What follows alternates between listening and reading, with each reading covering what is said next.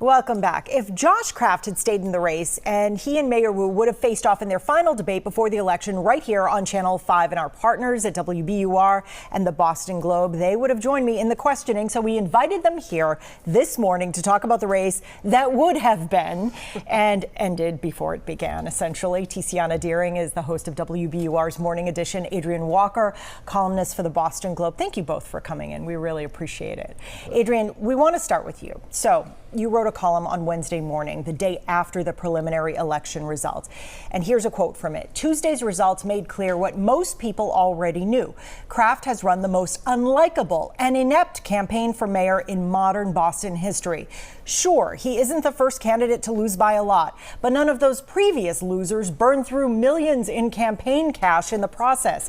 You finish with, if he is truly committed to doing good things in the city with his riches, I can think of countless better ways to spend millions of dollars than continuing with this wreck of a campaign. It looks like he took your advice, Adrian. Why do you think his campaign No mincing words there. Well, I don't think it had anything to do with me. But I mean, look, there's no precedent for somebody going to the final 49 points down. There's nothing to pivot to. There's no new playbook. He kind of had to get out. That was some tough criticism. You think the campaign was inept? It was a terrible campaign. It is mind-boggling to me that you could go through $9 million between your campaign and the super PAC and actually go backward. If he had never gotten out of bed all summer, he would have gotten more than 23%. What specifically was he doing wrong?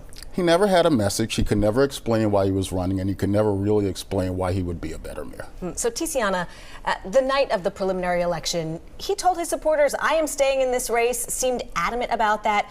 Took the following day. Were you surprised to hear that he had dropped out? No, and not surprised that he told his followers he wouldn't that night either. This is a first-time candidate, and it looked to me like often somebody running through a playbook of what they thought they were supposed to do at any given point. And so on Tuesday night, you say, we're going to fight, we're going to take this forward.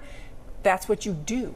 And then we see him on Wednesday step back and think, and then you get the outcome that seems to be what Josh Kraft actually wanted. Wednesday, there were he didn't make any public appearances, which is unusual for a candidate in a race who finished in the top two, even though he finished a distant second.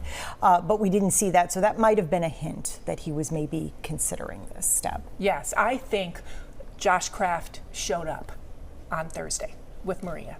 I think that's the guy that he actually is. And it felt like watching an out-of-body experience during his campaign. Well, and there were hints earlier of trouble. I mean, he had gotten rid of his advisors just the day before. A few days before. Sure. I mean, yeah, he had to change up his team. That's right. He also cited in that interview with Maria repeatedly, he used the word mudslinging, he used the word negativity more than once. He admits he took part in it. Now he's giving a generous donation toward fighting substance abuse en masse in Cass. What does this tell you?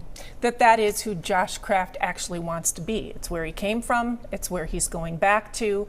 I wonder 12 months from now how he'll be talking about the months in between where he did this thing, where he ran for mayor. I don't know about you, Adrian. Do you think this is about repairing his reputation? I think in part, I mean, Tiziana is right that he does have a history of this, but I think all of this is a little too altruistic, too. I mean, he did run a deeply negative campaign himself, and I do believe this is largely about image repair. All right. Thank you, Adrian Tiziana. Thank you so here. much. Thank you. All right, an act of political violence leaves the nation stunned and divided. What the assassination of conservative activist Charlie Kirk says about our country and our politics. The Roundtable is next. Stay with us.